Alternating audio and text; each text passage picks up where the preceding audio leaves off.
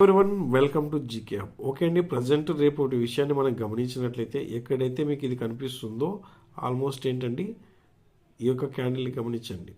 19th December.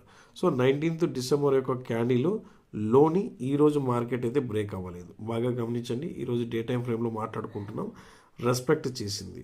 అలాగే రేపటికి important support and resistance ఏమవుతాయనేసి మనం టైం ఫ్రేమ్ని కొద్దిగా చేంజ్ చేసి చూద్దామండి. సో డే టైం ఫ్రేమ్ నుంచి ఇప్పుడు మనం ఏం చేస్తున్నాం, 5 minutes టైం ఫ్రేమ్లోకి చేంజ్ అవుతున్నాం.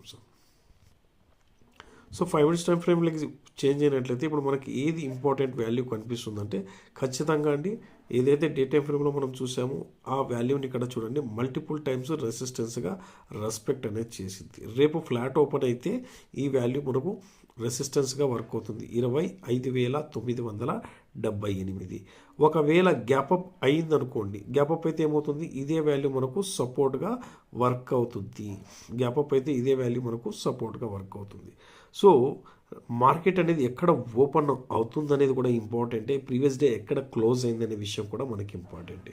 ఫైనల్గా 25,878 అనేది రేపటికి స్ట్రాంగ్ సపోర్ట్ అవుతుంది. ఒకవేళ ఈ వాల్యూ బిలో సస్టైన్ అయినా లేదా గ్యాప్ డౌన్ అయినా కానీ మళ్ళీ మనకు మార్కెట్ ఇలా డౌన్ నుంచి అప్ సైడ్కి పోయేటప్పుడు ఇదే మనకు రెసిస్టెన్స్గా వర్క్ అవుతుంది. లేదు మార్కెట్ ఈ బిట్వీన్లో ఎక్కడ ఓపెన్ అయినా కానీ డౌన్ సైడ్కి వస్తే ఇదే మనకు స్ట్రాంగ్ సపోర్ట్ అవుతుంది. సో సపోర్ట్ అండ్ రెసిస్టెన్స్ తెలుసుకున్నప్పుడే మార్కెట్ అనేది మనకు ఈజీగా ఉంటుందండి.